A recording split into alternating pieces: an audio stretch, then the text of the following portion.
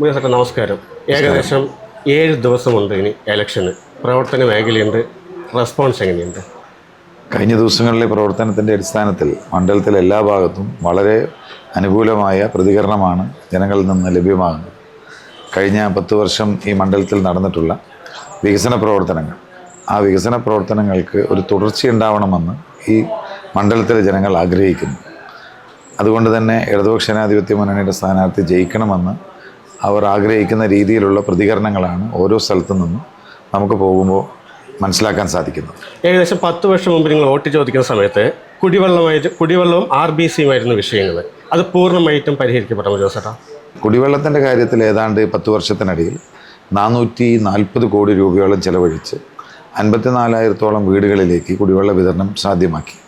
കൊഴിഞ്ഞാമ്പാറ, വടകരപ്പതി, എർത്തിയാമ്പതി പഞ്ചായത്തുകൾ, ഈ പഞ്ചായത്തുകൾ മഴക്കാലത്ത് പോലും ടാങ്കർ ലോറിയെ കുടിവെള്ളത്തിന് ആശ്രയിച്ചിരുന്ന പഞ്ചായത്താണ്. കഴിഞ്ഞ തെരഞ്ഞെടുപ്പ് കാലത്ത് ഈ പഞ്ചായത്തിലെ സഹോദരിമാർ, അമ്മമാർ ഞങ്ങൾ ഇടതുപക്ഷത്തിൻ്റെ നേതാക്കന്മാരോട്, അന്നത്തെ സ്ഥാനാർത്ഥി കൂടിയായിട്ടുള്ള കൃഷ്ണൻകുട്ടിയേട്ടനോട് ഉൾപ്പെടെ പറഞ്ഞത്, ഞങ്ങൾക്ക് ആഴ്ചയിൽ ഒരു ദിവസം വെള്ളം കിട്ടണം, ആഴ്ചയിൽ ഒരു ദിവസമെങ്കിലും വെള്ളം കിട്ടണം. പക്ഷേ എന്ന് വെള്ളം വരും, എത്ര മണിക്ക് വരുമെന്ന് കൃത്യമായി അറിയണം. ഇതായിരുന്നു അവരുടെ ഡിമാൻഡ്. അത്രയും അവർ പറയണമെങ്കിൽ എത്രത്തോളം പ്രയാസം അനുഭവിച്ചത് കൊണ്ടായിരിക്കാം ആഴ്ചയിൽ ഒരു ദിവസം വെള്ളം മതി എന്ന് പറഞ്ഞത്. ആ വെള്ളം പോലും എന്ന് വരുമെന്നുള്ളത് അവർക്കറിയില്ല. കുട്ടികളെ സ്കൂളിലേക്ക് അയക്കാതെ ഇവിടെ വെള്ളം പിടിക്കാൻ വേണ്ടി എപ്പോഴെങ്കിലും വരും, ഒരു പ്രതീക്ഷയുമില്ലാത്ത ടാങ്കർ ലോറിയും കാത്തിരിക്കുന്ന അവസ്ഥയാണ്. ഇന്ന് നിങ്ങൾക്ക് വടകരപ്പതി, എർത്തിയാമ്പതി, കൊഴിഞ്ഞാമ്പാറ ഈ ഫർക്കിയിലൂടെ സഞ്ചരിച്ചാൽ പഴയ കാലത്ത് സഞ്ചരിക്കുന്ന രീതിയിൽ ഒരു കാഴ്ച കാണാൻ സാധിക്കില്ല. പണ്ട് ബസ് സ്റ്റോപ്പുകളിൽ വർണ്ണക്കുടങ്ങൾ കാണാതെ നമുക്ക് ഈ ഫർക്കിയിലൂടെ സഞ്ചരിക്കാനേ കഴിയില്ലായിരുന്നു. 2016 കൃഷ്ണൻകുട്ടിയേട്ടൻ MLA ആവുന്നു, മന്ത്രിയാവുന്നു. 2018 പ്രളയം വരികയാണ്. അപ്പോൾ അതും കൂടി നിങ്ങൾക്ക് പോസിറ്റീവായി തോന്നിയില്ലേ? അതിനുശേഷം കരുവപ്പാറ മുതൽ മുഴുവൻ ടൈം 24 മണിക്കൂറും വെള്ളം കിട്ടുന്നുണ്ട്. പക്ഷേ കുടിവെള്ളം എന്ന് പറയുന്നത് പ്രളയജലം ഒഴുകിപ്പോകുന്ന ജലമാണ്. ഭൂഗർഭജലമായിട്ട് സംഭരിക്കാൻ അല്ല, പ്രളയജലം ഭൂഗർഭജലമായിട്ട് സംഭരിക്കാൻ കഴിയില്ല. പ്രളയജലത്തിൽ എപ്പോഴും നമുക്ക് കേരളത്തിൽ നഷ്ടമുണ്ടാകുന്നു എന്ന് പറയുന്നത് സംഭരിക്കാൻ സാധ്യതയില്ലാത്തത് കൊണ്ടാണ്. മഴ പെയ്യുമ്പോൾ സംഭരിച്ച് നിർത്താൻ കഴിയില്ലെങ്കിൽ ആ വെള്ളം ഒഴുകിപ്പോകും. അത് നമുക്ക് ഭൂഗർഭജലത്തിലേക്ക് പോകാനുള്ള സാധ്യത വളരെ കുറവാണ്. ഇനി അങ്ങനെ ചെയ്താലും ഇവിടെ കുടിവെള്ള പ്രശ്നം പരിഹരിക്കപ്പെട്ടത് ഈ പറഞ്ഞ സംവിധാനങ്ങൾ കൊണ്ടൊന്നുമല്ല. ഇന്ന് ഫർക്കിയിലുള്ള 3 പഞ്ചായത്തുകൾ, പട്ടഞ്ചേരി, പെരുമാട്ടി, നെല്ലേപ്പള്ളി ഉൾപ്പെടെ 6 പഞ്ചായത്തുകളിലേക്ക് കുടിവെള്ള വിതരണം, എലപ്പുള്ളി കൂടെ ചേർന്ന് 7 പഞ്ചായത്തിലേക്ക് കുടിവെള്ള വിതരണം നടക്കുന്നത് കുന്നങ്കാട്ട് പതിയിൽ നിന്ന് പമ്പ് ചെയ്തിട്ടാണ്. അത് ഭൂഗർഭജലമല്ല.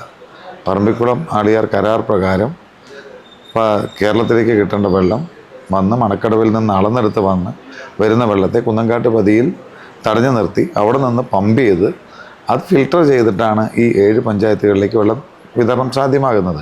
അത് പ്രളയത്തിലേക്ക് വന്ന ജലം കരുതി വെച്ചത് കൊണ്ടല്ല. അപ്പോൾ 96 മുതൽ 2016 വരെ ഇവിടുത്തെ നിയമസഭ കെ അച്യുതനായിരുന്നു. അദ്ദേഹം ഒന്നുമേ ചെയ്തിട്ടില്ല ഈ വിഷയത്തിന് വേണ്ടി.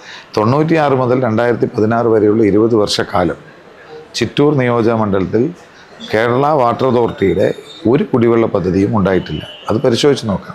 അങ്ങനെ ഒരു പദ്ധതി ഉണ്ടായിരുന്നെങ്കിൽ കുന്നങ്കാട്ട് പദ്ധതി ഉണ്ടാവുന്നത് 91-96 കാലഘട്ടത്താണ്. അന്ന് കൃഷ്ണൻകുട്ടിയേട്ടനാണ് ചിറ്റൂരിൻ്റെ MLA. അന്ന് തുടങ്ങി വെച്ച പദ്ധതി, ആ പദ്ധതി അതിൻ്റെ എക്സ്റ്റൻഷൻ പിന്നീട് ഉണ്ടായില്ല. 20 വർഷം കഴിയുമ്പോൾ ഓരോ പദ്ധതിയും 20-30 വർഷത്തേക്ക് വിഭാവനം ചെയ്തുകൊണ്ടാണ് കുടിവെള്ള പദ്ധതികളായാലും മറ്റുമൊക്കെ ഉണ്ടാവുക. ജനസംഖ്യ കണക്ക്, അവർക്ക് കൊടുക്കേണ്ട വെള്ളത്തിൻ്റെ കണക്ക്, അപ്പോൾ ആവശ്യമായ വെള്ളം കണക്കിലെടുത്തുകൊണ്ടുള്ള സംവിധാനങ്ങളാണ്. അതിൻ്റെ വിതരണ ശൃംഖലയും തുടർന്നുള്ള പ്രവർത്തനങ്ങളും 94 അത് കമ്മീഷൻ ചെയ്യുമ്പോൾ 96 സർക്കാർ മാറി. പിന്നീട് സർക്കാർ മാറി, നല്ല MLA മാറി, ഇവിടെ നിന്ന് ജനപ്രതിനിധി മാറി. ആ ജനപ്രതിനിധി മാറിയതോടുകൂടി പിന്നെ 20 വർഷക്കാലം ഒരേ ജനപ്രതിനിധി, UDFൻ്റെ ജനപ്രതിനിധിയായിരുന്നു. അതിനൊരു തുടർച്ചയോ പിന്നീടൊരു പുതിയ പദ്ധതിയോ ഉണ്ടാക്കിയെടുക്കാൻ 20 വർഷക്കാലത്തിന് സാധിച്ചിട്ടില്ല. കന്നിമാരിലുള്ള 2 ടാങ്ക്, 5 മൈൽ, ഓയിലപ്പതി, ഇതിനുള്ള സ്ഥലം ഏറ്റെടുത്തായിരുന്നു. 2016 ഇടതുപക്ഷ സർക്കാർ അധികാരത്തിൽ വരികയും ഇടതുപക്ഷത്തിൻ്റെ MLA ആയി ഇവിടെ നിന്ന് കൃഷ്ണൻകുട്ടിയേട്ടൻ തിരഞ്ഞെടുക്കപ്പെടുകയും ചെയ്ത ശേഷമാണല്ലോ പ്രോജക്റ്റ് വയ്ക്കുന്നത്. രണ്ടും ഇപ്പോൾ നിങ്ങൾക്ക് സിമ്പിളായിട്ട് ആലോചിക്കാം. പട്ടഞ്ചേരി, പെരുമാട്ടി, നെല്ലേപ്പള്ളി പഞ്ചായത്തുകളിൽ കിഫ്ബി പ്രോജക്റ്റ് പ്രകാരമാണ് കുടിവെള്ള പദ്ധതി കൊണ്ടുവന്നിരിക്കുന്നത്. കിഫ്ബി ഏത് വർഷമാണ് വന്നത്? 2016 ഇടതുപക്ഷ സർക്കാർ വന്നിട്ടല്ലേ. ആ പദ്ധതി പ്രകാരം വന്നിട്ടുള്ള ടാങ്ക് ആയാലും പൈപ്പായാലും ഭൂമി ആയാലും ഏതായാലും ആരേറ്റെടുത്തു എന്നുള്ളതിന് ചോദ്യമില്ലല്ലോ. ആ പദ്ധതി പറയണത് ഈ ഇടതുപക്ഷ സർക്കാരിൻ്റെ പ്രോഡക്റ്റ് അല്ലേ? കിഫ്ബി എന്നുള്ളത് ഇടതുപക്ഷ സർക്കാരിൻ്റെ പ്രോഡക്റ്റ് അല്ലേ? വടകരപ്പതി, എരുത്തേമ്പതി, കൊഴിഞ്ഞാമ്പാറയിലുള്ളത് ജലജീവൻ മിഷനാണ്. ജലജീവൻ മിഷൻ സംസ്ഥാന സർക്കാരിൻ്റെ 50% വിഹിതത്തോടു കൂടിയുള്ള പദ്ധതിയാണ്. അതും ഈ പറഞ്ഞ 2016 ശേഷം വന്ന പദ്ധതികളാണ്. അതുകൊണ്ട് തന്നെ ഇതൊന്നും മുൻപ് UDFൻ്റെ കാലത്തുണ്ടായ പദ്ധതികളല്ല. അതുകൊണ്ട് ഇതിൻ്റെ ഒരു പിതൃത്വവും വേറെ ആർക്കും ഏറ്റെടുക്കാനില്ല.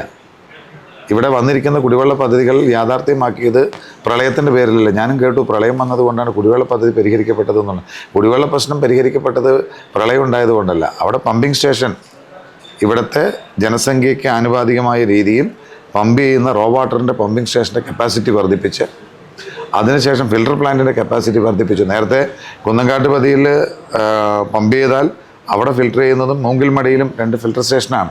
അതിൻ്റെ കപ്പാസിറ്റി വർദ്ധിപ്പിച്ച് ആവശ്യമുള്ള 2050 വരെ വരാവുന്ന ജനസംഖ്യയെ കണക്കിലെടുത്ത് അസംഷനിലാണ് പെർ ഹെഡ് തലയെണ്ണി 100 ലിറ്റർ വെള്ളം പ്രതിദിനം കൊടുക്കാൻ കഴിയുന്ന അത്രയും കപ്പാസിറ്റിയിലാണ് കുടിവെള്ള പദ്ധതികൾ ഇപ്പോൾ ഉണ്ടാക്കിയിട്ടുള്ളത്. അതിൻ്റെ അടിസ്ഥാനത്തിലാണ് കുടിവെള്ള പ്രശ്നം പരിഹരിച്ചത്. പ്രളയം അവിടെ ഉണ്ടായി. പ്രളയം ഉണ്ടാകുമ്പോൾ നമുക്ക് കുറച്ചു കാലം കൃഷി ആവശ്യത്തിനോ അല്ലെങ്കിൽ നമ്മുടെ തടയണകളിലോ കുറച്ചു കാലം വെള്ളം സംഭരിക്കാമെന്നുള്ളതല്ലാതെ കുടിവെള്ളത്തിന് 440 കോടി രൂപ ചെലവഴിച്ച് 856 കിലോമീറ്റർ പൈപ്പ് ലൈൻ ഇട്ടിട്ടുണ്ട്. അത് പ്രളയത്തിൽ ഒഴുകി വന്ന പൈപ്പ് ലൈൻ അല്ലല്ലോ. 856 കിലോമീറ്റർ മെയിൻ ലൈനും ഡിസ്ട്രിബ്യൂഷൻ ലൈനുമായി 856 കിലോമീറ്റർ ഉണ്ട്. തിരുവനന്തപുരം പോയി തിരിച്ചു വന്നാൽ പിന്നെയും എറണാകുളം വരെ പോകാനുള്ള അത്രയും ദൂരം ഇവിടെ നിന്ന് പൈപ്പ് ലൈൻ ഇട്ടിട്ടുണ്ട് ഈ മണ്ഡലത്തിനകത്ത്. അപ്പോൾ ഈ മണ്ഡലത്തിൽ പൂർണ്ണമായിട്ടും കുടിവെള്ളത്തിന് ഒരു പ്രശ്നമില്ല? പരിപൂർണമായും പരിഹരിക്കപ്പെട്ടു എന്ന് ഞാൻ പറയില്ല. ഇനി കുറച്ചുകൂടി സ്ഥലങ്ങളിൽ ബാക്കിയുണ്ട്. 11.5 കോടി രൂപയുടെ പ്രവൃത്തി കൂടി നിലവിലുള്ള വാട്ടർ അതോറിറ്റിയുടെ സർവേ അനുസരിച്ച് ബാലൻസ് വന്നിട്ടുള്ള കുടിവെള്ള പദ്ധതികൾ പൂർത്തീകരിക്കാൻ 11.5 കോടി രൂപ കൂടി ആവശ്യമാണ്. ആ 11.5 കോടി രൂപയ്ക്കുള്ള അനുമതിയുള്ള നടപടികളും എല്ലാം പൂർത്തിയായി നിൽക്കുകയാണ്. തെരഞ്ഞെടുപ്പ് കഴിഞ്ഞാൽ സ്വാഭാവികമായും പെരുമാറ്റച്ചട്ടങ്ങളും നടപടിക്രമങ്ങളും കഴിഞ്ഞാൽ ആ 11.5 കോടി രൂപയുടെ പ്രവൃത്തി കൂടി പൂർത്തിയായാൽ നമുക്ക് മുഴുവൻ സ്ഥലങ്ങളിൽ 24/7 എന്ന നിലയിലേക്ക് നമുക്ക് കൊണ്ടുവരാൻ സാധിക്കും. നമ്മൾ ആദ്യഘട്ടത്തിൽ കുടിവെള്ള പദ്ധതി യാഥാർത്ഥ്യമാക്കുമ്പോൾ അവിടെ നിലവിൽ പൈപ്പ് ലൈൻ ഉള്ളതുണ്ടാവാം. എത്രയും വേഗം ആളുകളിലേക്ക് എത്തിക്കുക എന്നുള്ളതാണ്. ഇതൊരു 10 വർഷത്തെ പ്രോസസ്സാണ്. 2016 ആരംഭിച്ച പ്രോസസ്സാണ്. 10 വർഷത്തിനിടയിൽ വീടുകൾ വന്നു. നമ്മൾ നേരത്തെ പ്രോജക്റ്റ് സബ്മിറ്റ് ചെയ്യുമ്പോൾ ഒരു അസംഷൻ വെച്ചിട്ടുള്ള നിലവിലുള്ള വീടുകളുടെ പഞ്ചായത്തുകളിൽ നിന്ന് ശേഖരിച്ചിട്ടുള്ള സെൻസസ് പ്രകാരം അവസാനമായി സെൻസസ് വീടുകളുടെ നടന്നത് 2011 അപ്പോൾ ഒരുപക്ഷെ നമ്മുടെ പ്രോജക്റ്റിൽ കിട്ടിയിരിക്കുന്ന വീടുകളുടെ എണ്ണം എന്ന് പറയുന്നത് 2011 ആയിരിക്കും. അപ്പോൾ നമ്മൾ അത് വെച്ചിട്ടുള്ള ഒരു കണക്കെടുത്തിട്ടാണ് 856 കിലോമീറ്റർ എന്ന് പറയുന്നത്. പക്ഷെ നമ്മൾ പൈപ്പ് ഇട്ട് പോകുമ്പോൾ നമ്മളിവിടുന്ന് പോകുന്ന വഴിയിൽ പുതിയ 10 വീട് വന്നിട്ടുണ്ടാവും. ഇത് ഈ സെൻസസിൽ കണക്കിലില്ലാത്ത വീടുകളായിരിക്കും. പക്ഷേ സെൻസസിലുള്ള പഴയ വീട് ഒരു 200-250 മീറ്റർ അകലെ ഉണ്ടാവും. ഇവിടെ 10 വീടിനെ ഉപേക്ഷിച്ചിട്ട് അവിടെ കൊണ്ടുപോയി കണക്ഷൻ കൊടുക്കാൻ പറ്റില്ലല്ലോ. അങ്ങനെ കൊടുക്കുമ്പോൾ ഓരോ പഞ്ചായത്തിലും 50-75 കിലോമീറ്റർ അധികമായി നമ്മൾ കണക്ക് കൂട്ടിയതിനും അധികമായി വേണ്ടി വന്നിട്ടുണ്ട്. അതിനെല്ലാം കൂടി ചെയ്തു തീർക്കാനാണ് ഇപ്പോൾ 11.5 കോടി രൂപയുടെ പ്രോജക്റ്റ് അനുമതിക്ക് വാട്ടർ അതോറിറ്റി സമർപ്പിച്ച് എല്ലാം അവസാന ഘട്ടത്തിലെത്തി തയ്യാറായി നിൽക്കുന്നത്. കഴിഞ്ഞ നിയമസഭാ ഇലക്ഷനിൽ ഏകദേശം 32,000 വോട്ടിനാണ് കൃഷ്ണൻകുട്ടിയേട്ടൻ 33,878. അതിനാണ് ജയിക്കുന്നത്. അതിനുശേഷം കൃഷ്ണൻകുട്ടിയുടെ മന്ത്രിയും കൂടിയാണ് അദ്ദേഹം ഇറങ്ങി താങ്കളാണ് വരുന്നത്. ഇവിടെ കൊഴിഞ്ഞാമ്പാറിൽ M സതീഷിന് പറഞ്ഞൊരു വിഭാഗീയതയുമുണ്ട്. അത് നിങ്ങൾക്ക് എന്തെങ്കിലും പ്രശ്നം തരുമോ? വോട്ട് കുറച്ച് കുറവാൻ ചാൻസ് ഉണ്ടോ? ഇടതുപക്ഷ ജനാധിപത്യ മുന്നണി ഈ തെരഞ്ഞെടുപ്പിനെ നേരിടുന്നത് കൃത്യമായ വികസനം മുന്നിൽ വെച്ചുകൊണ്ട് തന്നെയാണ്. നിയമസഭാ തെരഞ്ഞെടുപ്പിൽ നിയമസഭയ്ക്കകത്ത് നടന്ന പൊതുവായ വികസനത്തെ കണ്ടുകൊണ്ടാണ് ഇവിടുത്തെ ജനങ്ങൾ വോട്ട് ചെയ്തത്.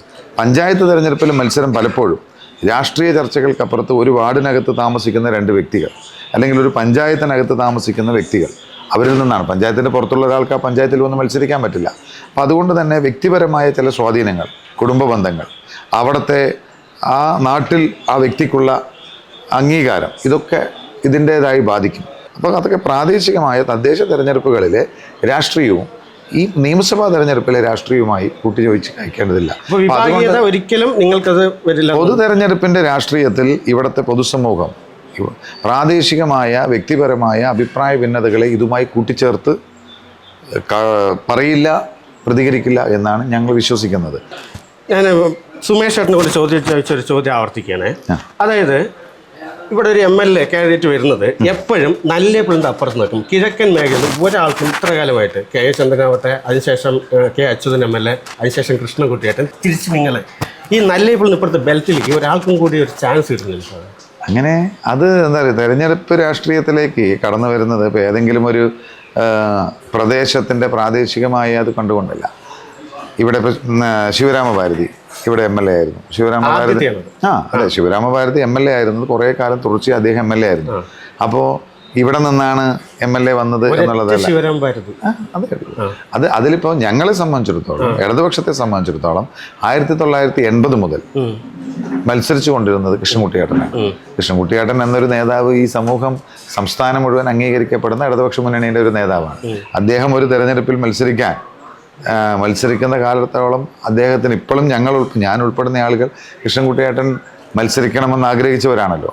കൃഷ്ണൻകുട്ടിയേട്ടൻ സ്വയം മത്സരിക്കാനില്ല എന്ന് തീർച്ചപ്പെടുത്തിയത് കൊണ്ടാണല്ലോ ഇപ്പോൾ സ്ഥാനാർത്ഥിത്വം മാറിയത്. അപ്പോഴും അല്ല,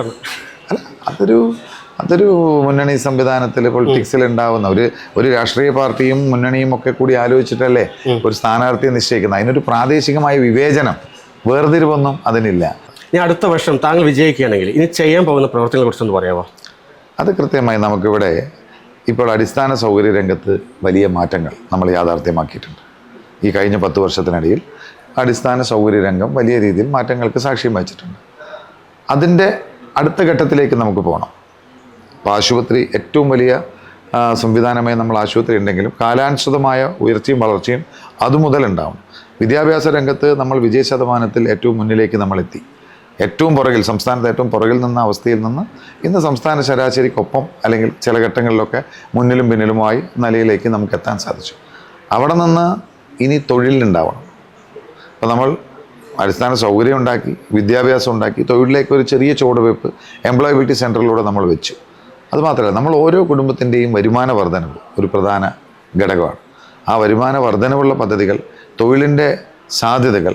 നമ്മളുടെ പ്രദേശം കാർഷിക മേഖലയാണ്. കാർഷിക മേഖല എന്നുള്ള നിലയിൽ തന്നെ ഇവിടുത്തെ കാർഷിക ഉൽപ്പന്നങ്ങളുടെ വിപണന സാധ്യതകൾ കണക്കിലെടുത്തുകൊണ്ട് മൂല്യവർദ്ധിത ഉൽപ്പന്നങ്ങൾ ഉണ്ടാക്കുന്ന കാര്യത്തിൽ നമ്മുടെ നാട്ടിലെ ടൂറിസം മേഖല, ടൂറിസത്തിൻ്റെ സാധ്യതകൾ, അതുവഴി സംരംഭങ്ങൾ, തൊഴിൽ, ഇങ്ങനെ വിവിധങ്ങളായ സാധ്യതകൾ നമ്മൾ പരിശോധിക്കുന്നുണ്ട്. എന്തായാലും പ്രധാനമായും ഓരോ കുടുംബവും അവർ സ്വന്തം കാലിൽ നിൽക്കത്തക്ക രീതിയിൽ അവരവർക്ക് വരുമാനം ഉണ്ടാകാൻ കഴിയുന്ന രീതിയിലുള്ള പദ്ധതികൾ ആവിഷ്കരിക്കുക. നമ്മുടെ നാടിനെ സംസ്ഥാനത്തിൻ്റെ ഇതര ഭാഗങ്ങൾക്കൊപ്പം എല്ലാ തലത്തിലും ഉയർത്താൻ. പണ്ട് നമ്മൾ 16-ന് മുമ്പ് വിദ്യാഭ്യാസത്തിൽ, ആരോഗ്യത്തിൽ, തൊഴിലിൽ, സാമ്പത്തിക കാര്യത്തിൽ നമ്മൾ പിന്നിലായിരുന്നു. ഇന്ന് അവിടെ നിന്നൊക്കെ നമ്മൾ വിദ്യാഭ്യാസവും ആരോഗ്യരംഗവും ഒക്കെ നമ്മൾ വലിയ സംസ്ഥാന ശരാശരിക്കൊപ്പം ഉയർന്ന നിലവാരത്തിലേക്കെത്തി.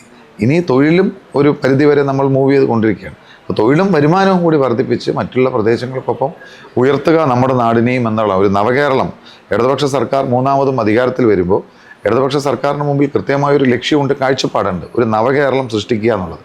ആ നവകേരളം സൃഷ്ടിക്കപ്പെടുമ്പോൾ ചിറ്റൂർ ഏറ്റവും മുന്നിലായി വരണം. അതിനുവേണ്ടിയുള്ള നവകേരളത്തിൻ്റെ ഭാഗമായി ഈ നിയോജക മണ്ഡലം ടോപ്പ് മണ്ഡലങ്ങളുടെ ലിസ്റ്റിൽ ഉൾപ്പെടണം എന്നുള്ളതാണ് എൻ്റെ ആഗ്രഹം. സ്വപ്നം സഫലമാവട്ടെ.